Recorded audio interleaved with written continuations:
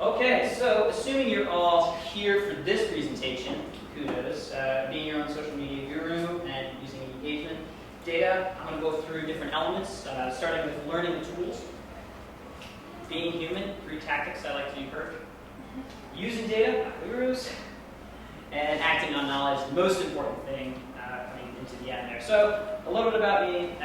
I founded a while back because I truly believe in leveraging technology to increase the impact of not-for-profits. I think we've witnessed over the past decade the fastest growth in technology and digital strategy that has been expected then for not-for-profits to learn and leverage.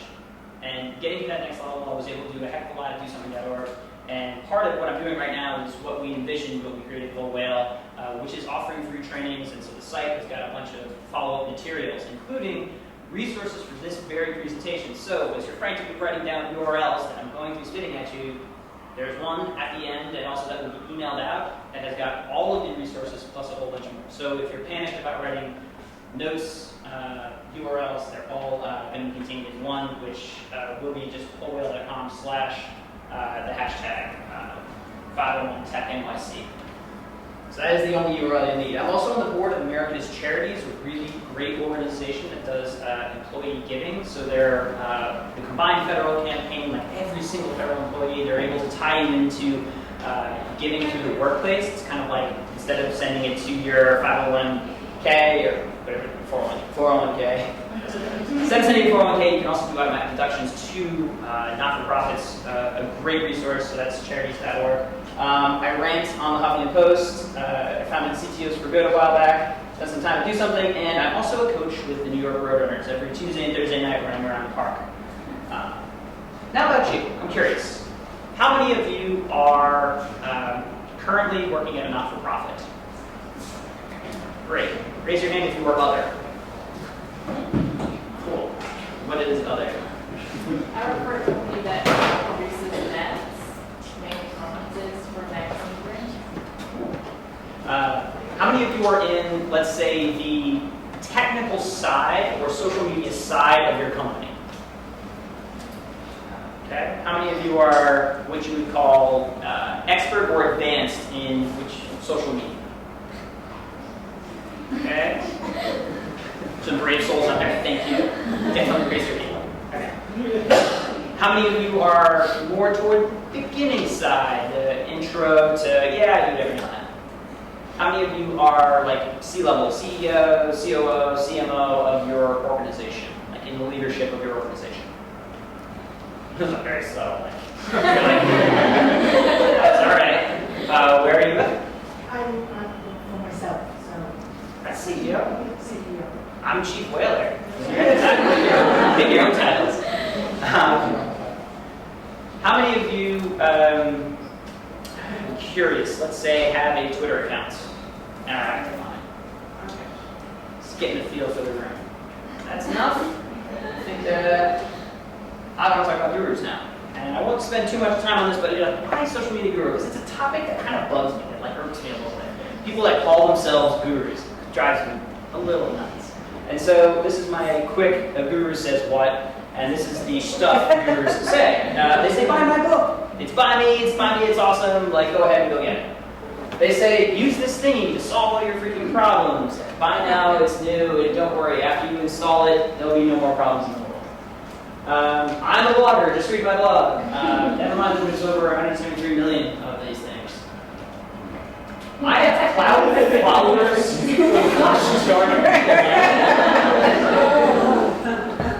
Look at these amazing case studies! Kobe 2012, American Red Cross, this guy is naked and selling me deodorant that I had nothing to do with. Bugging me. I know SEM, social ROI, and I can make it go viral. So if you've ever played buzzword bingo, what's the book we're under on cursing? I'll probably no cursing, so if you No, go for it. Go for it. This is the bullshit bingo part. Right? If you ever get in like a boring conference call, there it is. But get a little bullshit bingo, right? So synergy. And finally, like, you're missing out. Hire me. Be afraid. You can't figure this stuff out without my help. I hate that stuff. Because I think everyone in this room has the ability to figure out what's going on. and leverage data to increase your impact, figure out new social media platforms. So what is an expert anyway? Why am I like harping on the expert guru? For those of you who read Outliers, right, this idea of becoming an expert comes from 10,000 freaking hours or spending 40 hours a week studying a thing for about 5 years. Now what does that mean if I were like an expert or guru in social media? Well, let's look at this little timeline here. And for God's sakes, our little iPhone was only out in 2007, which revolutionized the way we interacted with these people. Facebook literally changed their rules last month. I know, because I had to go into my slide deck and change it. How is it possible that you've spent 5 years studying the current climate and then can tout yourself as an expert? All right. A little more in. I like it. Doctor. Years, high school teacher, 6 years, plumber, 6 years, guru, who knows? So, all of this is to say a little bit of skepticism comes from me when I hear the self-described, consultants with the like expert status on LinkedIn, just an asterisk that I have, and to demystify and say like it's not some sort of like secret club that you didn't get invited to. That oh man, I really wish I went to that meeting. These are things that can be learned, and we're gonna go through some of the basics. And that's my like real goal. Like you're here, I want you like one level higher, and then know the road that you're gonna be like on to. Let's say, all right, this is how I'm eventually going to get to an expert level in 5 years, and you can call me and then help me. So here are 5 truths. Let me back up. Here are 5 truths. Messaging matters, make it easy. One size fits none. It's noisy, and no goals is no point. When I'm talking about messaging matters, I want to talk about tools. So this freaking revolutionary. Think about this device. Graham Bell meets Alicia Gray at the patent office, and he gets his name on this thing. For the first time, we have synchronous communication. And now, Apple's revolutionizing it with making the screen a little bit wider. The point of this device is that I can both talk to and listen to Grandma across the freaking country. Never before could I do this. Every single, I'd say, social media tool, synchronous, asynchronous, is playing with this idea of I send a message, I can listen to what's going on, and I can respond in real time with a story. And the story is not just like the message I'm sending out to the world, it's much more custom. The story that I'm talking about is my organization in the context of who I'm talking to, plus what I hope to achieve by telling you the story. The presentation I give to you, very, very different than one I might give to my writing class. Or the pitch I would give you, very different than the pitch I would give maybe a funder. I tailor the thing I'm saying, this is not new, I tailor my story to the audience. You've heard this a bunch of times, but here's my question to you. As we think about every single new freaking tool out there, I like interactions, bless you. I like interactions. So, time to vote. Who thinks the story is more important in crafting your digital strategy? Votes for the story. Okay? And votes for the tool, right? Twitter, Instagram, Pinterest. Who thinks the tool is like more important when crafting our digital strategies? Did anyone raise their hand? They're undecided. I did not see your hand up. They're undecided. You're on the fence? I think it's a combination of both. Different tools for different 50-50. stories. Perfect 50-50. Yeah. Anyone else undecided? I like it though. I'll vote for the question mark. Question mark. I vote for the question mark. So here's my vote. Here's my absolute vote. The story and what we're saying is far more important, I find, than the obviously message, medium, they're related, right? I'm not going to put the King James Bible into a single tweet. That doesn't make any sense. But as we think about the time spent on the story and how we're crafting our messaging, that's what really matters. And if you know how to write, if you're a good writer, I can teach you to become top-notch on social media, interactions, and figuring things out there. So the writing component, thinking about your audience that we're going to go into, is what I think matters. The other great thing about these little telephones is that after it was just, George and his grandmother, Metcalfe's law shows us that the number of connections, like logarithmically, goes up. This is crazy. So think about this type of message I'm just sending from here to here. All right, fine, it gets there. But soon as I can broadcast one to many, this amplifies my ability to get a single story out there. So if I have a better story that inherently wants to be shared, I have the potential to reach a heck of a lot more people. When you think of what happens when, a pizza company tweets out something terrible against a hashtag. Things get around really quick. So, game time. Game time, game time, game time. When I say go, I need everyone to raise the same hand in the air, and I'm going to time you, so wait for it. I'll time you. Ready? And go.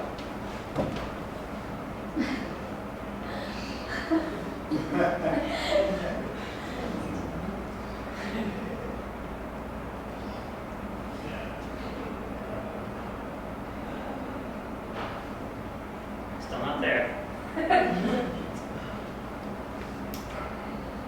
There we go. So, a record-breaking 27 seconds. I'm going to change the story, the message I just sent you, just ever so slightly. When I say go, please do the following. Ready, and go. And nil. Okay, so that was 4 seconds. What did I change? Why did that only take 4 seconds to achieve the same goal, the same hand in the air? Not rhetorical. I'm curious. What would you ascribe what happened? What happened? I gave specific instructions. But I thought the first one was kind of specific, but it was that much more focused. And what was the result of the specificity there? How much quicker? 23 seconds faster. 1/8 the time. Right? Almost 8x there. So, thinking about, yeah, I'll give you 8x. Probably closer to 7. 7 times. So what does that actually mean? What does that translate to? Why does that even matter? Like, whatever, we all got our hands up in the air. Took a little prompting. When we think about network latency, I want you to think about not just this EV term, but this message network latency. Everyone ever pinch a hose that they're watering along with? What happens when I pinch that hose? Yeah, it's really hard to water the lawn. Now what happens if I have no hose? It's going to go a lot faster. And the same thing is true of any time that you're going to have a pinched wire somewhere. It's going to slow down. The longer a message has to travel, it's going to slow down. The idea of like message latency, the fact that it was a message graphic that was like 7 times slower, what does that mean when we go back to this idea of person-to-person communicating a message? It's going to take longer to get someone to do that. Hey, we're all doing this thing, and you like go out there. I want you to go bring this to the community. Get everyone to raise the same hand in the air. And then you're going to tell those people, which message is going to travel faster? That one or the raise your left hand? Raise your left hand is going to travel, even just by our first experiment here, 7 times faster. Story. That's my point. Questions, challenges, who disagrees? I love people who disagree. And then I put them in the parking lot. I'm kidding. Make sense? Little geeky, we'll see. So message creation, as we're talking about this, here's a very simple little matrix. Difficulty, clarity. We have clear, raise your right hand. Unclear, raise the same hand. When we have things up in this quadrant, people do them 7x faster. When we have things down here, fewer people do them. Slower. They'll get done, but it's things to consider when we're making a message. New game. I love games. All right, when I say go, I want you to do either or. Either stand up or raise your hand. Any hand. And then you're going to ask, that made you all paranoid. Ready, and go. And great. Thank you. Next up. Man, you guys are really freaking lazy.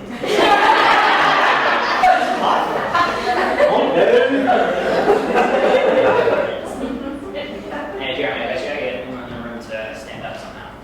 All right? Yeah. Alright. I'm going to change my message. When I say go, do a push-up. Or stand up. Ready? And go. Huh. What the heck? I'll take that $1 later. And everybody that down. What? How did I just get the laziest room in all of our dealers? An awesome organization, by the way. Check that out. It's not a work. How did I just do that? What happened there? Rated one hand. What did I do? You created even harder alternatives. I created an even harder alternative than standing up. So in comparison, I used an influential tactic there to use anchoring to get you to do a tactic. Anyone else thoughts on how I got you to stand up? Yes? There's no room to do push-ups. Interesting, isn't it? There was no room to do push-ups. There's some some of you on the aisle already could have. If any of you still want to do that push-up, go for it. But yes, yeah, it was actually like an inferior request. I couldn't even get to do that. It's like, go to Detroit and, take the metro and come back. You can't do that. We're sitting here. There's not enough time to do it. This is my only option. It's an inferior option. I like that. I never thought about that. I'm going to do that for next time. It's extra smart. Any other thoughts on this? I like the way it's worded with the more difficult option first, because I'm like, do a push-up, or stand. I can do that, and then I can stand up. Whereas if you just said stand up, I would have been like, but then I don't know. I felt like that too. Steal the heck out of that. What's your name? What's my name? Yeah. Katie. Katie. Ability, motivation, and trigger. Right? You were assessing your ability. What is my ability to do this? Oh boy, I can't even do it. I can't even do it. Stand up, I can definitely do that. And suddenly we chose the lesser of two evils. All right. This is the other point here. Aside from being a top-notch TGIF show, it perfectly demonstrates what I'm trying to do when I'm moving you up an engagement ladder. And so here, I've got raise your left hand or raise the same hand. But now I'm also going to pair in, like, here's the stand up, do the same number of push-ups. Like, how long would that have taken? 4 freaking ever. No one would have even done push-ups.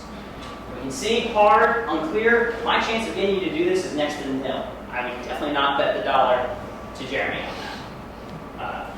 I will collect on that, by the way. Here are some examples of messages that I think are comparative to what we just did. It's sort of like, here's a terrible one. Support us. Just get out there and support us. What the heck do you need? How should I support you? Do you need infrastructure? Do you need, like, beams to hold your building up? What are we talking? What? How much? A modification of this, if we're at least going to make a hard request a bit clear, donate $100 for dumping an ice bucket on your head. All right, at least I get it. Down here, the raise the same hand. Just help spread awareness. Just get the word out. What word? To whom? How should I do that? Where is this word going? What shall the word be? What kind of awareness of this message, that of you, of your good works, versus share with 4 people or friends on Facebook the fact that I just dumped an ice bucket on my head. Hopefully this is giving you a framework for how to think about the message, why it matters, the difference, and that like 7x or even greater difference. And laddering up step by step, if I'm going to get you to do raise your hand first, then do a stand, then do a push-up, I need to get there by anchoring, by moving you up an engagement ladder. One size fits none. Thinking about who your audience is, right? Male, female, location, considering these factors and not just broadcasting this blanket message to people. Thinking about using your engagement data to find these people, getting this, start tying in engagement data a bit more. This is another way to cut. Hopefully you've seen a graph like this, a chart like this in the past. There are people that just showed up. There are visitors to this group this very day. And what you're here to try to do is move you up into members. By the way, raise your hand if you're not a member of NTEN. All right, I remember all of you. What we're trying to do is get you to here because there's much more resources and stuff coming your way. Great network, bless you. Great network, and you should definitely move this jump from here to here. Great group.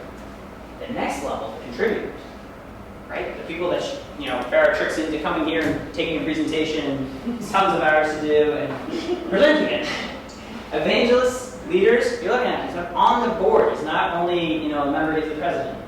And then finally, like leaders. So think about how you speak to these people. Does it make sense to send out one single message to everyone? How can we use our own data to tell, well, wait a minute, we send out a general newsletter. Raise your hand if you send out a general newsletter. You know what I'm talking about, right? You have that list of emails that's in MailChimp, constant contact, something that you just build and just blast until they can't take it anymore and you blast it some more. I hope you don't do that. Don't do that. Don't do that. What would it look like? What would it look like if you were to say, let's take somebody that has consistently opened 10 of our emails in the last 3 months and said, hey, you are a special human. We're going to give you things that are extra value. Thank you. We're going to put you in a different group. You've made it to the next secret level of our internal game. You're somebody who cares about us. Right? That feels reasonable. potentially using my engagement data to say, all right, how do we get more people involved? And by the way, once we've got to that level, how do we get into this next level? In the same way, I just gave you one basic tactic of the anchoring to two different options. Stand up, do a push-up. Another weird analogy, but I'm a weird guy, you can find that out if you haven't already. Would you get the same thing for your spouse that you would your mother? Hopefully not. One message, one size, never fits all, unless it's like socks. Socks are pretty cool. Like happysocks.com, that's a cool thing. But everything else outside of that, that doesn't make any freaking sense, but it's exactly what we're doing when we don't look at our engagement data, pay attention to where people may be falling on this list. Right now, here's another way to slice and think about not only your audience, but in the general camp of awareness. Right now, there are people lining up for exercise watches and phones as we speak, waiting for this is a technology landscape, right? We've got the people that are waiting in line over here, we've got the visionaries, then we've got the general arc of a technology adoption curve. And finally over here are skeptics. These are the folks who, still have got the rotary phone and the VCR blinking with 1200. Still haven't figured out how to change that thing, but we have our top people on it. Oh well. So over here, what does this look like if we were to draw this curve for our organization? One of the things that drive me nuts, and I think when we're trying to raise awareness, spread the word, raise awareness, we're like, who are you trying to reach? And you're saying, everybody should have this message. I disagree. I think there are people that care. I think there are people that don't care. This is the first time you're hearing this. There are people that don't care about your organization, your cause, your message. Those people are obviously not in this room. You all care. But people that care, and you're like, well, wait a minute, are we leaving out the people that could potentially be converted? If it takes me 10x the amount of work to convert someone who doesn't care, pound this message over their head, and change everything about them, and then move them over, you better fully tap out on every single person that potentially could care or should care about your organization. At Do Something, we had an interesting approach where we did this for our organization. We had 4 different tiers. We had presidents, vice presidents, followers, and then slackers. And at the time, we were just like, it takes a lot of work to get a slacker to do a push-up. Fact. Unless it's in World of Warcraft, and then you can do as many push-ups. But it's a heck of a lot easier to get the VPs and the followers to jump on board different cause campaigns and things like that. So I encourage you to do this. Use your engagement data to find those people as well. Next up, it is noisy. This is not news. You get it. I have a little wagon full of bunches of social medias. And how many of you, out of curiosity, are currently managing social media profiles for your organization? Okay. Leave your hands up, please. How many of you are managing more than 2? Organizations or accounts? Sorry, accounts for that organization. Okay. How many of you are managing more than 3? More than 4? More than 5? I'm curious, more than 6? Still holding. What's your name? Leah. Leah, which organization are you with? River Keepers? Oh, River Keepers, awesome. I love you guys. And you're up to 5 right now. Does he remember? Oh boy, I'm caught. What's my alternative? Push up? Alright, I'll do it. I cannot get any sweatier right now. I can't, I'm on camera. Alright, so you're managing 5. It's interesting. So today what I'm going to be focusing on is just, not to say right or wrong, we'll get to that, and I give you a rubric to figure out whether that's right or wrong. Thank you for sharing. Today we're just going to focus on Facebook and Twitter, but hopefully you will understand the approach of looking at engagement data can be applied to any new thing that tumbles down the way. Communication channels get noisier over time. This is just a fact of doing business. Here we've got Blowfish, because, why not? We've got friends and time. When you first joined Facebook, did you have more or less than the current number of friends? Less. Did someone just say more? You were counting. No. What does this mean? When, on average, we've got 500, for millennials, 500 friends, even though the our number's 150, 500 friends on Facebook. What happens every single time I post? It gets noisier, and every single one of these networks, the longer they're around, albeit when they first come out, you're like, oh my god, finally an uncluttered channel. The longer a communication channel is out, the more spam, junk, things from, whoever, Aunt Kimberly, that is like posting pictures of seals, even though they're awesome. I actually had an Aunt Kimberly, she actually does take pictures of seals. And may or may not watch this, I'm sorry. What about email? Think about email, going back to Tom Hanks, You've Got Mail style. How excited were we when we were like, oh my god, I got a mail. How excited are you these days to get mail? Less excited. This is the point.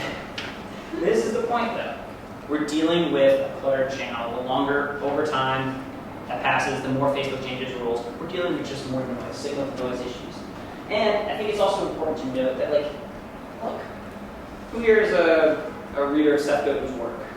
The guy's absolutely brilliant. If you walk away with nothing from this, just go read one of his books. I've got tons of books throughout here. Absolute mentor of mine. I love his work. And his original book, Permission Marketing, speaks to this idea at the beginning of 2001, 2002 of how many people do you have permission to talk to? That is the most important number your not-for-profit or business has. The more people you've got the permission to talk to means our ability to move them up that ladder, right? X% of the people in this room, if I got all of your emails and I said, all right, we're all going to join Riverkeeper, I can probably get about 10% of you, maybe even more with that push-up gambit. Nice job. The point is the permission to talk to people, especially on email, it's like sensitive, right? That's why we don't just buy random lists. When somebody now, think about it, I use one of the social media platforms such as like Facebook or Twitter, when somebody follows you, likes you, it's a little bit different, isn't it? They've changed the rules on us. They continue to change the rules, meaning that even though I'm a member of the 501 Tech NYC Facebook page, Facebook group, and there's different rules for groups who follow me, that every single one of their posts I won't necessarily see, which means they have to hustle to re-earn the permission to talk to me. So even though you have all these followers, you don't necessarily, unless you continually engage them, drag them into conversation, make sure that you're putting up engaging posts. It takes a lot of work. Another note here, tactics work for now, doing the same thing. Any one of these strategies that we'll be talking about, this is a disclaimer, doing any of these things again and again and expecting the same or increased results is the definition of crazy, so don't do that. Next up, no goals, no point. I like to say data as your compass, metrics as your compass. But without a goal, we don't know which way north is. We have no direction, right? There's no destination. We're just staring at a Google map, or an Apple map if you have an Apple device. So think about this relationship as we go through. Does your organization currently have measurable goals and outcomes that are digitally related? And not having them means there's less of a point to why are we working on these things? Why are we trying to increase engagement? I went to a session, we're increasing engagement. To what end? I don't know. So hopefully that part not covered in today's topic, but I assume that you all have goals. Here is a value versus time chart. This is according to a wholesale client that we roughly put together saying, here's what the expected value based on the time it takes to manage it well will be for the various platforms. And I encourage you, especially our Riverkeepers, to think about where things fall on this chart. Is it something that takes a little bit of time? This is the holy grail, right? The good area, right? It doesn't take me much time to manage and I get a whole bunch of yield out of it. This is fantastic. Yes? Why would Foursquare still be relevant after the split? I mean, Is it old Foursquare or new? I don't care about it. Foursquare. is it old or new or Swarm or whatever Yeah. I just checked in or swarmed in on? Based on that, I think this slide may be a little dated. I'm still waiting to see what matters. I think Swarm actually matters more than Foursquare, but it depends. Let's say you are for example, Salvation Army of New York, and you care about your on-the-ground locations because you want parents with kids age 4 of this year to go enroll in pre-K. Your on-the-ground location and those ads could actually matter. So that's why I said this is the last risk according to a client. Yeah, it also depends on how many people. I don't think Foursquare is useful. All will Swarm. I don't think that many people are on Swarm either. Yeah. So I definitely welcome that type of conversation. Don't even put it on the map. I'll say that's in the bottom corner. That's great. You've ruled out something you don't have to do. Any other thoughts on this? Does it make sense in the back? Yes. Can I just challenge the fact that Facebook, it comes up where it does? I mean, I don't know that we're alone in the organizations that have seen our Facebook views numbers plummet this past year for posts on which we don't put money behind those posts. And we've spent a considerable amount of time on Twitter and Facebook. We've gotten so much more engagement on Twitter over time, and on Facebook, even though the number of followers has grown just about at the same rate as Twitter, it's like nobody's just seeing our content. They keep changing out their algorithm, and even though we're like, and some of we're a research organization, so we're not going to get the same interactions as like cat pictures. Yeah. Because it's not going to happen. Cat pictures are awesome. So Nothing people goes just cat don't pictures. care about Yeah. Facebook. So let's get to this point. So the question, just to reiterate in the statement, is that really I challenge you in saying Facebook is that valuable even for that client, because a like is no longer a like because just because they like us, they're not necessarily seeing our content because of EdgeRank and what's currently going on. I completely agree. However, there are methods, and when we get to Facebook, you'll see some different approaches, ways to measure. Yes, the value is decreasing, but it still has value, and we can measure that off-platform and on-platform using a variety of tools. Off-platform, awareness, viewability, donations, Google Analytics, the traffic that you're able to drive to your website can be measured and can be measured against the different social media platforms. There's ways of telling how many sessions came from this, how many goal conversions. We'll dive into a little bit more Google Analytics in a bit. Out of curiosity, how many of your organizations have Google Analytics? How many of you have never heard of Google Analytics before? But just further conversation on Facebook, welcome to have afterward, and oh my gosh, we're spending so much now. At what point does it not make sense? When your calculated ROI driven back to your Facebook, or if you're driving awareness and engagements on Facebook, drops past that point where it doesn't make sense to spend $1 to reach, half a human or $100. Down here, this is just an example, blowing this up. Inside of Google Analytics, I can actually tease out Facebook, Twitter, StumbleUpon, Tumblr, compare their sessions, compare their page views, average session duration. All of those things can be measured when it comes to our website. On the platform, we can look at Facebook Insights and Twitter Analytics to judge engagements, not just impressions, but engagements. And there's tons of other social media tools that got listed. Some top social media fears of engagement data using things. I don't think I need to convince anybody in the room. Earlier on, I think the days there was oh my gosh, this takes too much time or distraction. Hopefully, with regard to the time, once you create your value chart, you're all right, I understand that this drives 50% of our engagement. I should spend 50% of my time. Or factor in the percent of time, if I've got 1 hour a day, this is how I should break it up. Alrighty, into the Twitters. I like to start with checklists, because checklists make me feel safe, like I've covered all the bases.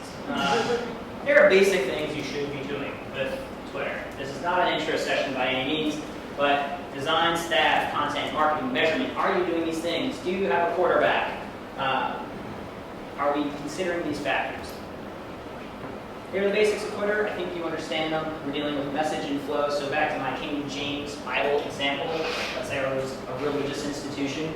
You can't fit that all into one tweet, but I bet it'd be really fascinating to tweet out the King James Bible into a series of tweets back and forth. And that's the point, message and flow. Over what period of time am I communicating this fact that I had to prepare a presentation? Come in here, have some snacks. Oh my gosh, I'm really nervous about this. These are all things that Ola could have been tweeting out about this particular hashtag. So teasing out your story is what Twitter is really designed for. Hashtags, raise your hand if you don't know what a hashtag is. I just like to check. And at handle, you're aware of tweeting at somebody, organizations, things can be measured. Great. So these tips will make more sense to you. Schedule tweets when they matter. What does this mean? So I use a tool called Follower Wonk for powerpoetry.org. One of our clients, we've pulled them up a bunch of times. And here is an example of time of day versus the active hours of Power Poetry's followers. And so, unsurprisingly, people sleep. I can prove it. Some people do not sleep.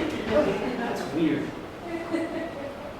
When we think about when to schedule posts, it's mainly about when we get into the office. Like when I get to the office, get sick, get the coffee, have that first, opening email, have that morning meeting, then I'll get to the social media posting. Think about when people are actually looking at things, and you can actually find uncluttered times to schedule posts using Hootsuite or Buffer App or any billions of other scheduling tools out there. These are two that I know and they're pretty good. Yes?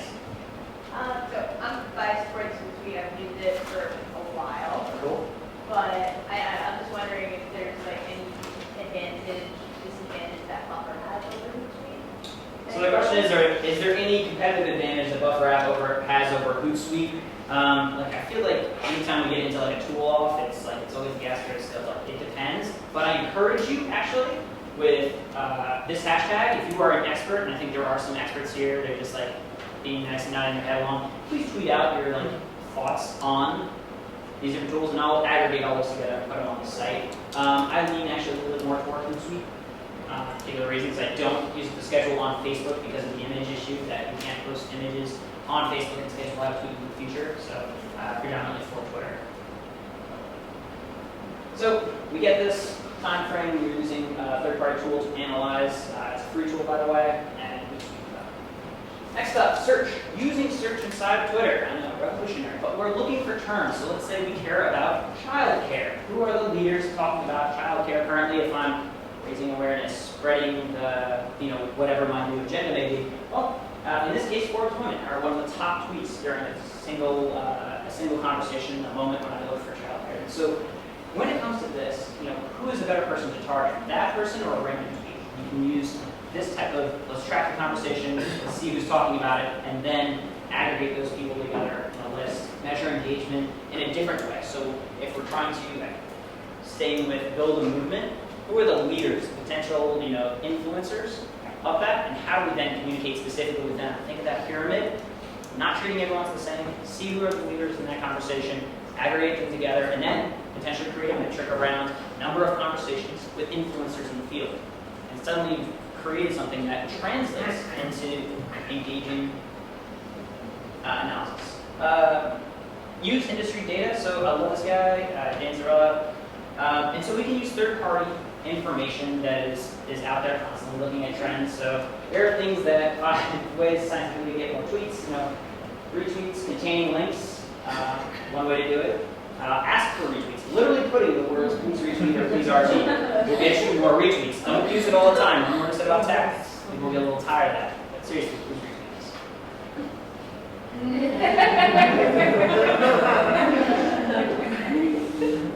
Please retweet. Stop talking about yourself. Nobody likes you that much. Say new things, news-related topics, current conversations. And finally, tweet about the Twitters. Someone has a joke. Someone's actually not a joke. Here's a quick hack for aggregating user photos. This is just quick tips. Using Flickr, set up an account. So this is in the case that, let's say, we're having an event.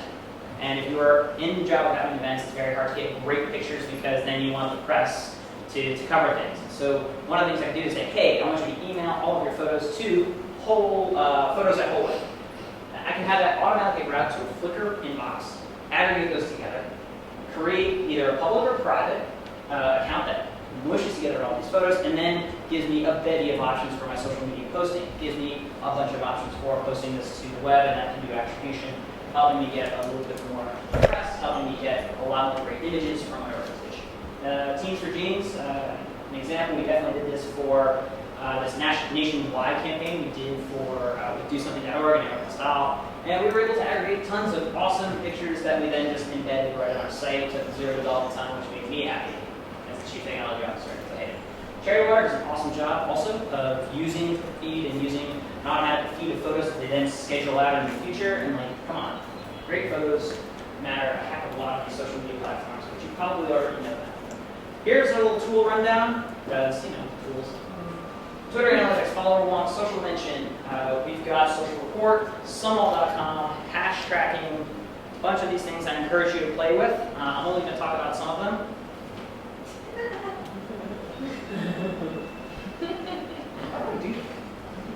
Okay, inside of analytics.twitter, which is why I'm focusing on analytics.twitter instead of a ton of other tools that I'm sure other people are like, oh my god, you forgot about the socialmedia.com link. Fine. Analytics.twitter is going to continue to get better and better because they want you to advertise on their platform. They realized that if they improve their analytics and their analytic ability to say what's going on the platform, they're going to get you to advertise more and more. Just like we were just saying about Facebook. Oh my gosh, I have to pay for this stuff. You know, in about probably 3 to 5 years, we're going to be like, oh my gosh, Facebook, Twitter makes you pay to get in front of 100% of your people. It's coming, but the analytics of Twitter are getting better and better. When I talk about engagement, it actually says engagement rate. So when we're looking for engagement data, we don't want to be fooled by the impression number, which is what they're trying to trick us into paying for, right? Look how many impressions I got. You know, imagine the effective rate of putting a whole whale banner outside of this building, which is kind of like what I'm talking about impressions. Imagine how many impressions. There's a lot of people out there, actually. I'm looking at them. Actually, no, there's just a bunch of weird buildings, but let's imagine. Actually, you don't see that. There's tons of people out there. I would rather have this room, a full room full of not-for-profits speaking to, for 100 or 200x the amount of people that make broad impression data. So engagements are a leading indicator for an actual thing that somebody cared enough to click on, retweet, mention, in some way acknowledge the existence of this tweet. This is the thing I want to do more of. This is the thing I want to look for inside my analytics. Yes, these things may change, but no matter what, there's always going to be some sort of BS number, in this case the impressions, and there's always going to be some sort of aggregate of engagement. Is this making sense? Universal constants. When we're talking about engagement rates, this is what we're looking at. Numbers are people too, and that's important to remember. Here's an example. I used another tool here that broke down, this was I think inside, this is follow along as well.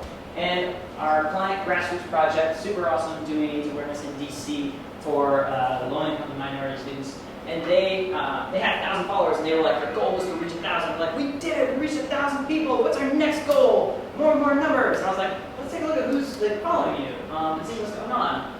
And we have here, bellying out around 40% of their followers have 100 to 500 followers. That's pretty good. That's like a lot of influence. That's a lot of reach. And so remember that pyramid when we played that game of well, who is the super user here and who's just a visitor? Well, this person, I'm not going to spend too much time reaching out to someone who's got 10 followers. Well, if I take a look down here at the bottom, what is going on? Who the heck has 1 million plus freaking followers? Who's this guy? They were treating all 1,000 people exactly the same. Sending one present to their spouse that they would their mother. Sending, here's one package, here's how we treat everybody. They had freaking LeBron James following them, the absolute idol of the kids they were trying to reach. In their backyard. They didn't have to go to Cleveland. You may have LeBron James in your backyard. Social report, another tool that we use. We're looking for influencers. Clout. How many of you have never heard the word clout before?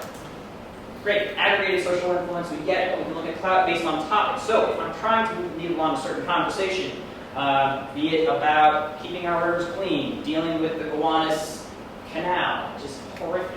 Did you do something about that? Oh yeah. Yes. Super fun site. You can find these people, tweet at them, engage them, put them on Twitter lists, measure your interactions if that is what aligns with the goals of your organization. Okay. Yeah, what questions? What about cred? What about cred? Yeah. What do you think about cred? I don't know what I think about cred. I've only heard about it until last year. I've known about longer. So, cred, there are other sort of competitors as well. They're aggregated. No matter what, they're all working on some modified algorithm, saying how many people based on what is the topic, based on what is the level of influence you have, measured by the number of people that are retweeting or interacting. As long as it has a critical mass, as long as it's able to aggregate, as long as you don't have to pay for it, you can balance it together. Right now, I stick with the cloud because they've been around slightly longer. There are certainly issues behind it that you can attack. I don't know how they measure my cloud. So if you're curious about how they measure your cloud or cred, you can actually go in and they explain their own algorithm and say here's how, this is how the sausage is made within, a couple of degrees. But you can get an idea of what this actually means to have a high cloud score, a low cloud score. And they're playing on different levels of influence.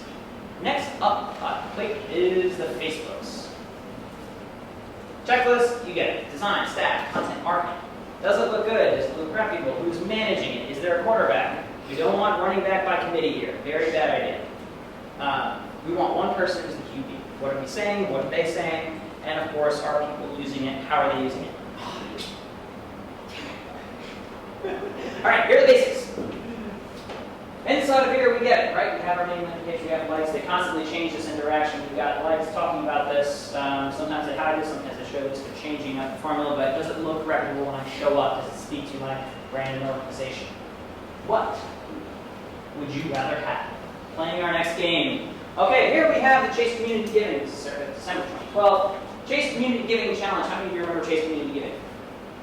Okay, so tons of money, huge initiative, millions of not-for-profits wasting their time voting around it. DoSomething.org. Who would rather have the Chase Community Giving Challenge page? 3.8 million likes. And here's Do Something at 287,000 likes. Raise your hand if you would rather have the Do Something page as like your own Do Something page. Okay. Now raise your hand if you would rather have the Chase Community Giving page. Some of you didn't raise your hands. Someone didn't raise their hand. Raise your hand if you didn't raise your hand. You're not even not raising your hand. Do a push up or raise your hand.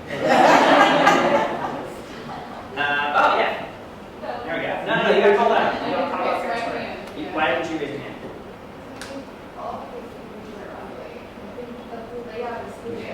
Okay, so everything is the other. Why did you not raise your hand? I didn't know what you meant. It doesn't happen that often. Would you rather own it? Like, say you were starting out, like you were just like they're just going to give it to you. Which would you rather have? Chase. Chase. Why? It's a bank. I can't help but feel this exercise was lost. So I'm going to inherit either 3.8 million likes or 287. The thing that nobody asked about is the talking about this. 399,000 versus 68,000. Nobody is going to hear what the heck you post out there. So there's this assumption, and this is what we were talking about before in the back about Facebook, that early on in the days this would have been amazing because everyone would have gotten everything. But over time, more clutter. And if this number is not high, nobody is seeing your stuff. I evaluate basically the value of your page, not based on likes, but based on talking about this. And talking about this number is key. Yes? But that's based on their messaging, right? They're talking about this, right? So talking about this is based on their messaging at that time. So if I'm going to redo the messaging and create engaging messaging, I'd rather start with 3 million than the other. I'll hear that argument. So I'd rather start with a wider base. Unfortunately, I think over time, EdgeRank is now like capitalizing the fact like dormant, like longer period of For a time. longer period of time. They're like screwing you over if they can tell that you've reached this like No recess. point where nobody cares. Yeah, like DNR. Question. Not a question, but a comment. Like, I remember liking Chase Community Giving and feeling very Did you resentful really like about them it. though? I did have to say it was non-consensual. I had to like them in order to vote for another organization that was in their nonprofit challenge. So I had to vote for them. It was like vote for the farm workers, but first you have to like Chase Community Giving, and I didn't want to do that, but I did it anyway because I wanted them to win the car. So I think a lot of these people are people who liked it one time to vote for something and then actually never wanted to, in fact, engage at all. So understand the backstory here. This was a bunch of people that liked it and were one and done. They did it because they were forced to do it. They didn't, in the Seth Godin sense, get the permission really to market them. These are not people that wanted to continually hear about the good words of Chase as we build them out. Yes? Isn't that actually the Facebook just changed their algorithm? Wasn't it kind of related to that logic? They didn't want people were like forced to like things to be in contests or whatever. Facebook was like, that's nonsense, that doesn't reflect your real interest. Exactly. So Facebook changed since then to say like stop using likes as a proxy for entering the gate, right? You didn't all have to like the NTEN Facebook page to get in here, though I encourage you to like their page. It's like join the group. Join the group. Cool. So let's talk about some of the numbers that Facebook's putting out there. So inside of Insights, they continually change the interface. This is an older snapshot. I know I have that. But here are the raw numbers. We've got total likes, right? This is the number that we just discussed. We've got the friends of fans, which is absolute crap. This is junk, right? Like this is like the fact that Kevin Bacon is one of the friends of friends that you have. He's awesome. Kevin Bacon, if you're out there, follow me. Love it. We're about 5 degrees. I could use People talking about this. This is what matters. This is the up and down. This is the, are people actually listening to, engaging with my brand, my message. And then finally, we told Reese that's crap. Wait, sir, can you just explain one more time, the people talking about this, is that within a certain time period? So the number of unique people who have created a story about your page or interacted with you in the recent time frame that you're looking at, it's very sort of like, does anyone know like they change it pretty regularly, but it's pretty close to the real time within, I'd say, 24, 48 hours. If anybody actually knows the answer to this, like what time frame it is, poll whalers, find out the answer please and tweet it out.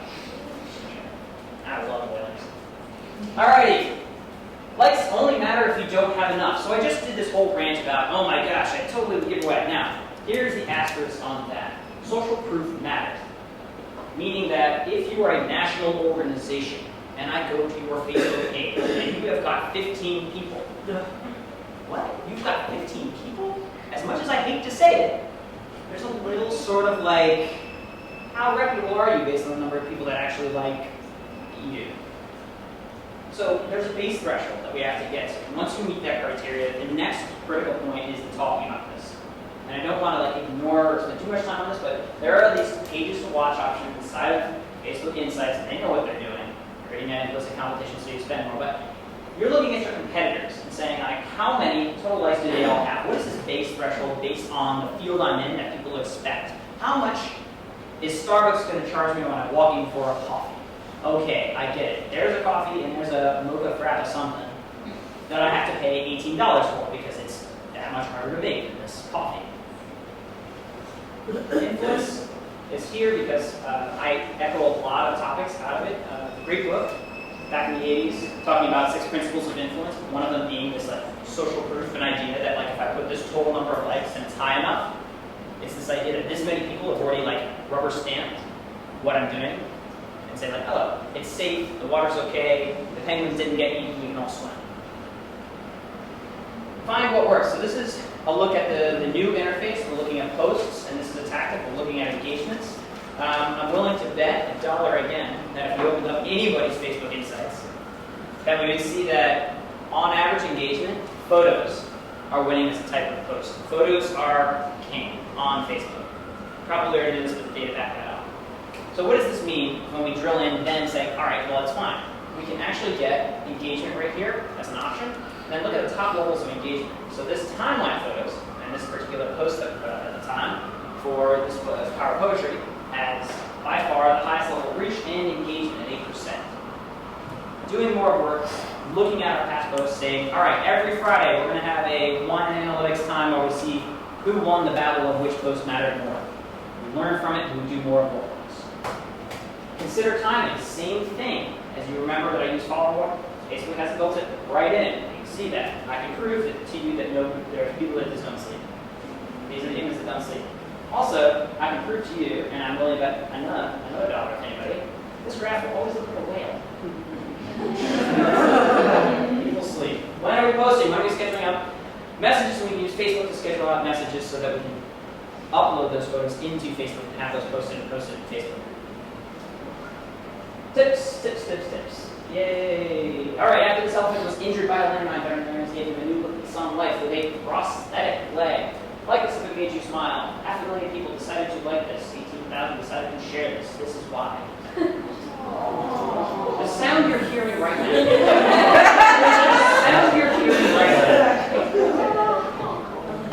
Like this if it made you smile. You're a terrible human if you don't like this. Come on! It's a story about an elephant overcoming the odds of landmines.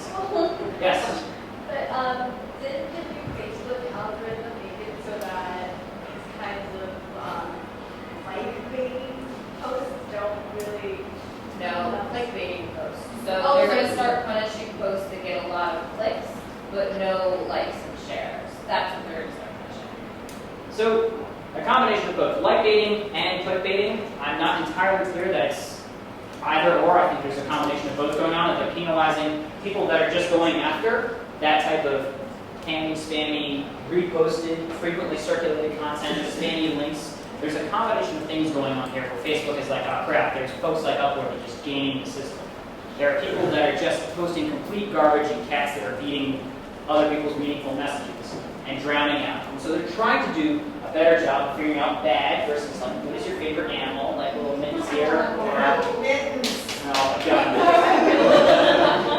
More mittens. And so they're going to be looking for words down here like, share, comments, like these all caps announcements. They're doing that semantic analysis and trying to figure out how to get rid of that crap. Albeit they don't have, as far as I know, things that look at language in your actual photo, so I think that's still fair game for now until we see that they've released image detection semantic search. So meaning that you can say like this if it made you smile and new things. Versus here's a new post that is good, right? Yes, still using animals back and forth and then saying something relevant. It's different than 30 days in making. Still meaningful posts, getting interactions. But we want to leave out the sort of like this if it made you smile. Comment here if you're a good human. We want to put that into our photo or design that a bit more intelligently. For more tips on this and changes, we're the third search here, death, taxes, and Facebook changes. So we talk about some of the updates that Facebook is constantly making. Okay, quick things to remember, post at pages. This is just in general, like tactics for trying to reach other people. Posting at other pages can get their attention, build relationships the same way that posting at auditorium. Schedule post matters a whole bunch. Remember that little whale curve that exists in every single one of your analytics for people waking up in the morning, post something as they wake up. Post 1 to 5 times per day and listen and respond to what people are commenting and posting on your page. Any questions here? Yes? 5 times per day, possibly. 5 times per day, that's so many. Well, Oh my gosh. is that annoying people? They unlike me, they really unlike me. So here's how we can use engagement data. And I was so confident that someone's going to ask the question of, isn't that too many? That I had this slide ready. So here we go. Inside of our analytics, what would be an engagement metric that would suggest that we posted too many times to piss people off? Unlikes. If they unlike you, and if they're basically saying, stop, here's your average, here's where you're going to go above and below. You can look at different frequencies that you try out, and if you lose more people than you gain, if you're pissing humans off. Does the analytics tell you if you need to, if they need you? So inside of here, this is where you can look inside of posts. I was ready for that question. Yeah. Well, you don't get paid normal rates. We can look at individual posts, and instead of looking at what succeeded, we can look at what pissed people off. And this is kind of chopped off because of technology and such. But we've got negative aggregation of highs, posts, things like that, based on per post. So in this case, I may want to stop things that have like over 1, over 2. So whatever this post may be, I may go back to social media and be like, hey, these are things that are not working. Make sense? We use engagement data to tell us what we should do. Okay, healthy diet, 2 tactics. Think about what your organization is saying. Inform, self-promotion. Create your diet. Inform, listen and highlight. Measure. Always remember what you're eating, otherwise you'll get fat. No one wants that. Think about like the tips, the training, the resources as well. Designing the types of content we want to put out there. A spoon versus a pound of sugar. I want you to be Mary Poppins. So yes, there is a place, there's a place for kids. Cute animals, penguins, all alike. As long as you are playing with this idea of, I'm going to put something healthy either with it or coming up next. Because I know I need to drive up engagement. There are certain types of posts that drive engagement and certain types of posts that drive the action. And that's click through to our site so we can get you to subscribe and get you to our meaningful content. But don't be Idiocracy. This is a pound of sugar. We don't have enough time, but I encourage you to watch it. Who's ever watched Idiocracy? Basically, it's a dystopian future where we continue not to learn, focus on cat videos, and then water the earth with Gatorade because it has electrolytes. Great stuff. Suggested strategy. Back to our little whale curve, right? We can look at times of day where people are active, and I like to say, stick with sugar in the morning so we increase our engagement rate, playing with the Facebook algorithm. Increase this engagement in the morning, and then come in later with our medicine. Right? Nighttime, we're about to go to bed, it's time to take your medicine. This type of thing is going to increase your Facebook edge rank so that the next post you put out there is more likely to get clicked on and engaged. Pay attention to your data. They're constantly changing the rules, but this is my recommendation as of 9/10. So remember to measure, because this may change. Results may vary. Go where they are. Next part here. Where is the conversation? We talked about the child care. We talked about people talking about this. Instead of sending out a message, use hashtags intelligently. Have that hit list of things that people are talking around the topic that you care about. Use Google Trends, google.com/trends, to analyze, let's say, the types of words we use to talk about it. And so if I asked you, we're talking about childcare, should I then be tweeting with hashtags or creating content more around babysitting? Childcare or nanny? Which do you think is higher? Babysitting, childcare, or nanny? Which is more frequently used?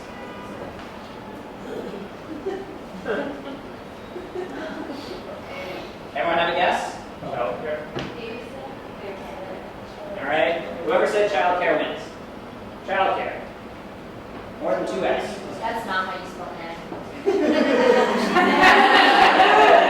So that's Oh my gosh. Hold up. Can you send up a Google Trends with that comparison? Name spelled correctly? I'm confident it's a babysitter, like I think it's still right, but. You're saying it's still right? For the sake of accuracy. For posterity. Not idiocracy. Oh my gosh, it's doing so well. Build relationships. Great book. Talks about trust, but not as just a throwaway statement that you win bullshit bingo with. But Chris, as an algorithm, and the way I think about credibility, are we being credible when we're speaking? Reliable? Are we regularly available for people that have questions? Intimacy? Are we sharing things about our organization that make us feel more human? Remember, you have a handle. Your organization has a handle. My mom has a handle. We treat all of these things kind of in the same plane. Look at them in the same inbox. We expect a certain level of there's a human behind it, which means we don't like self-orientation. People that talk about themselves. Look at me, I'm awesome. We want to be very careful with that because it's a divide. Here's an example of Prezi, and I thought why not start with Prezi, where I'm not really happy with what Prezi did to their new UI desktop interactions, and I complained about it as I want to do. And Prezi responds and actually helps solve my issue right there. And they go back and forth and they make me feel like a goofball, but I feel better because they're listening. Same thing, JetBlue. I'm sitting on the tarmac waiting a whole lot of time, there's a bunch of hours, and then JetBlue gets back. Sorry for the delay. They're working on getting your airplane. It didn't really give me anything new information, but made me feel better about the situation. What does this have to do with our not-for-profits? Well, if we're counting in their organizations, number of interactions with frustrated users, with frustrated customers, that's a meaningful number. Remember that adage about it's harder to get a new customer than retain the existing one? We can even flip that on its head. I know these folks have armies of social media people.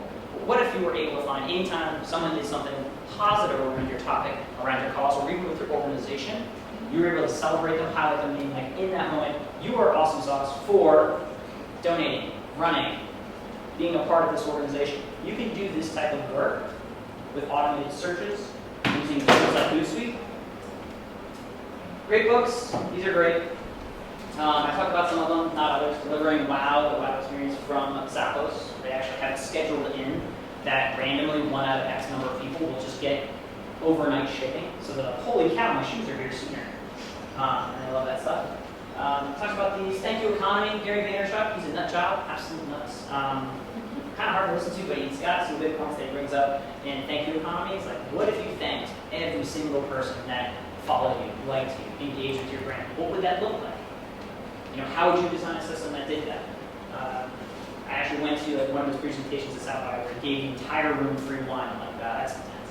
I don't have free wine for everybody, but we will stay and answer every single person's question that you may have that we didn't cover today. On that topic, thank you. Verizon awesome, has supported me for quite some time, and Big Duck is actually really brilliant, does this communication stuff a heck of a lot better than we do in branding. Check them out. If you don't know them, now you do.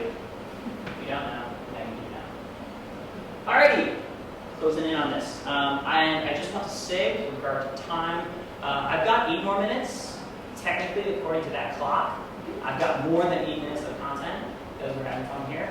I'm not going to be offended if you have to walk out. You have the URL, my card is out there, so just so you know, we'll be here answering questions till about 7:50? 7:45-ish. I'm not going to try to push that, but there is a bar downstairs, and I will stay until every single question is answered. I promise that.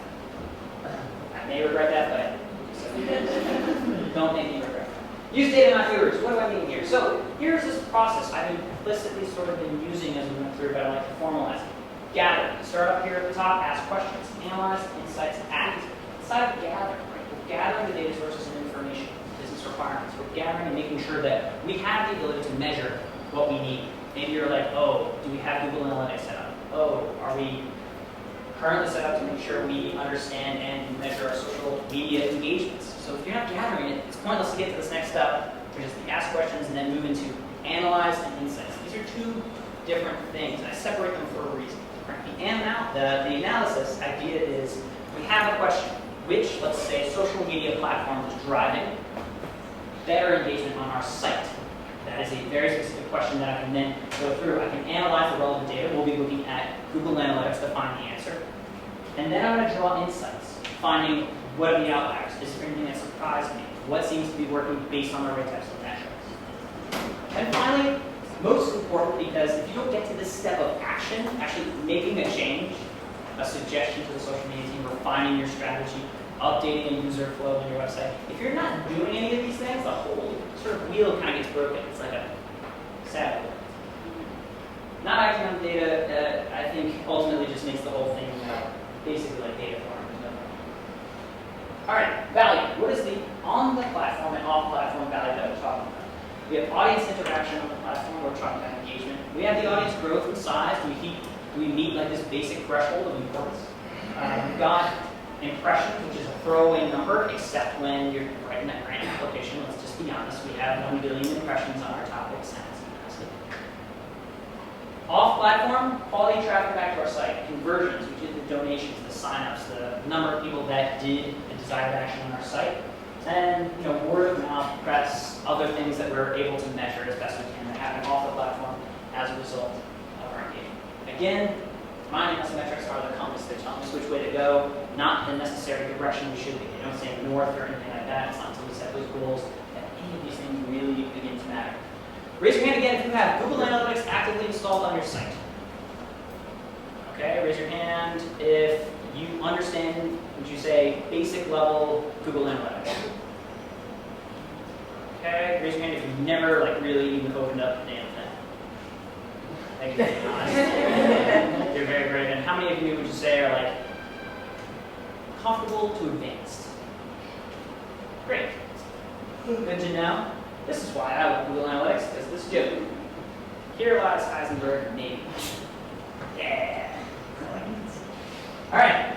Heisenberg's principle of uncertainty states that I don't know and can never know the exact position and speed of a particle because the act of observation affects the observer. Literally, I'm under the microscope, I'm looking at my particle, it's dancing around. As soon as I see it, the light has already hit it and it's moved. This magnifies out to the Hawthorne effect, the observer effect. And I can prove it to you all. So let's say right now you were going to give me a grade on how I'm doing, from 1 to 500. Think about that number. Think about that number. 500 is really good, 1 is not very good at all. You have a number? 32. So Sorry, I don't know. fair enough. What is the number? What kind of score would you give me? 1 to 500. 300? Back to 300. Now, the number that I asked, if I were to watch you write this number down, would actually probably be a slightly higher number than what you have in your head. Right? The act of observation affects the observer in the same way that I would ask my doctor, or the doctor, I should say, ask me. You ever get this question before? How many drinks in a week do you on average have? Raise your hand if you answer that honestly. Everyone knows the rule. Divide by 3, add 50%. The point is, we're changing what we're saying to who we're saying it to, based on who's observing us. If there's a camera overhead, I'm less likely to steal the cookie. If I know that somebody's watching, I'm going to behave a bit better. If I have a focus group and I say, don't you love the river keepers? And if we literally said, we're going to send a river to every single person in a little pond, wouldn't you want one of those? Wouldn't you want one of those? Great, we're sending nationwide, little tiny ponds to everybody. That would be terrible. What I love about Google Analytics is it's watching, kind of like Big Brother-ish, the exact behavior that happens on the site. It tells how many pages you look at. It tells if you ignore this type of content, despite what the content team says that anecdotal heard one time at a conference. It tells us exactly what's going on, which I love. All right, google.com/analytics, it's free. figuring this stuff out based on cookies, based on IP. It's tracking device, it's tracking location, it's tracking content. More often than not, it's tracking the genomic it's tracking. Basic terminology, and again, I'm going to send around a terminology sheet, but sessions, users, page views, sessions. Sessions are an idea. If we think about breakfast, breakfast is a session inside which I could have 3 page views: eggs, page views, say toast. So sessions at that level. Now move back.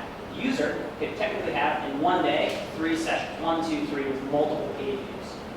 Think about that relationship as we go back here. So sessions, this is probably, and the reason why I put this here is this is the most consistent number to get. I can go in, have my breakfast, and I ate 3 things. Inside of here is just tracking 1 for breakfast. Page views would be 3 for that. The user, based on the time frame, is trying to be unique. It's trying to say, based on what we can tell, this is the unique person that came in this time frame. Average session duration, the average time that people spend on your site, is a good kind of passing metric for a quality metric. And bounce rate, the number of people that came to just one page and then immediately left. That's not just your home page, but that's any sub-page. One page immediately left. And that percent new sessions is pretty clever because it looks at the percent of people that have never been to your site in the past 2 years. So if you're trying to build, let's say, a returning audience of people that care about your organization, what you'll tend to see is that the people that are returning and are coming from social media will usually have less percent new sessions, but higher returning sessions. Meaning that they've been there before and they've been reminded to come back, and you're moving them up that ladder. Again, all these numbers must be put in context when you're looking at things. Another thing to note about average session duration is that it averages in 0 seconds if you only look at one page. No matter how long you spend on that single page, it just averages in the 0.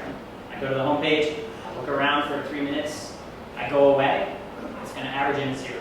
So this is artificial enough. There's ways of filtering that out. We'll send around, and here it is on this. Again, user, you're trying to track unique. Sessions, breakfast is a session, and the page view is the smallest element. Let's talk about the classic social ROI. We talked about this before. Who sends better traffic? Facebook versus Twitter. Who has ever had this question asked of them? Facebook. Who would be curious? Who sends better traffic to your own website, Twitter versus Facebook? Accurate. A quick thing before we get into it, qualitative versus quantitative. This is how good versus how many. Better, which bucket does this fall under? Any guesses? How good? This is a how good question. I say this because now we're going to look at our own data. Here's Facebook, here's Twitter, and we're going to go across looking at sessions, percent, new users, bounce rate, page per session, average visit duration. So inside of here, what we've got, looking across at Facebook, we're going to ignore the volume. Right? Very clearly, we've got 16,000 versus 4,000, 4x. This matters a lot less. So I'm going to ignore the volume questions. I don't really care about percent new sessions because what I'm looking for here is bounce rate, pages per session, and average visit duration. And so I'm going to pull back just a bit because this thing's being annoying.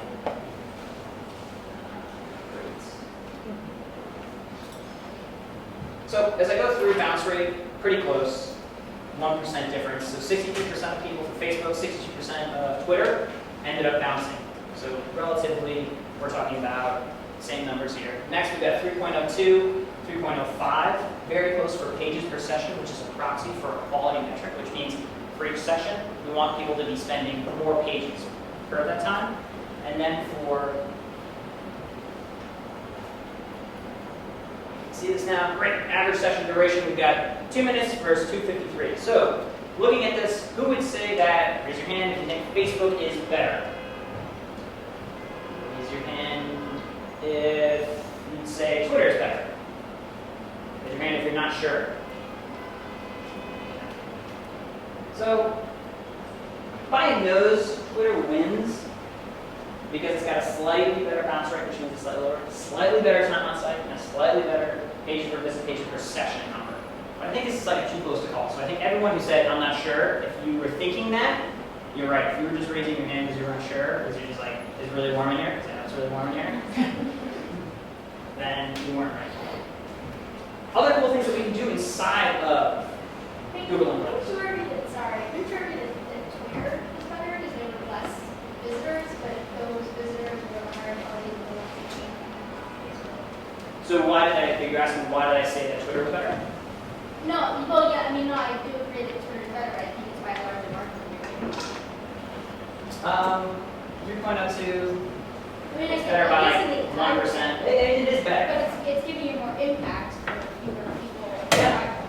But the number of people that really aren't getting more impact. And that's why they win by a nose. I think it's push, yeah. So I'm going to follow for time. Yeah. So we have to officially leave this space in a little bit. So Jeremy and I are going to start cleaning up and putting things away in the back. If you want some vegetables or wine, if any is left, please come take some. George is probably going to wrap up his formal presentation in a few minutes, and then we'll stick around and he and his whole whalers, if you're thinking of like, you're like Bob Marley and the Whalers, are going to be around to answer questions. So I want to formally thank him. Have a moment. Thank you.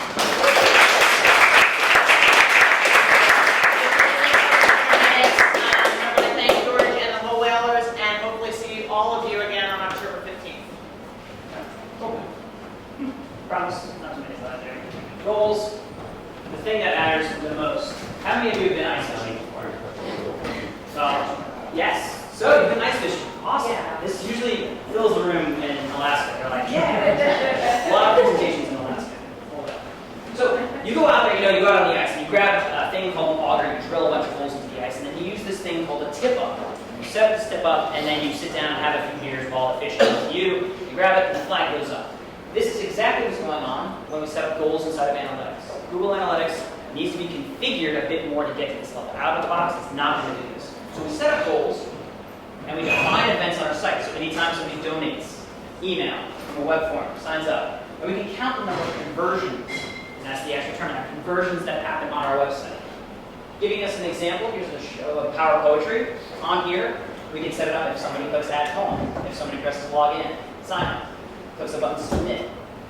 And even on the connect button, we can track all of these things inside of goals, but we have to set them up. So here's a screenshot of where inside of admin we're creating new goals, interested user, new poem added, new users, things like that. But these must be configured. Once they're configured, we can come back to the social ROI question. So in our battle for world dominance here, Facebook versus Twitter, we have this whole new thing called conversions. And goal 1, which is new users. This is a new kid who signed up for power poetry, who will then create poems, hopefully helping their literacy. In this case, who now wins? Which is better, Facebook or Twitter? Raise your hand if you think it is Facebook. Raise your hand if you think it is Twitter. Oh, you're very clever. 2x conversion rate. Conversion rate. Now I can tell it was marginally the same before, but Facebook is converting at 2x the rate. Where should I spend more time? Who's sending better traffic? Facebook. Not by a little, but by a lot. That insight only comes from defining the goals we need, setting them up on our site, and then being able to look at that. So, that was a super important part of this presentation. I'm going to go ahead to act.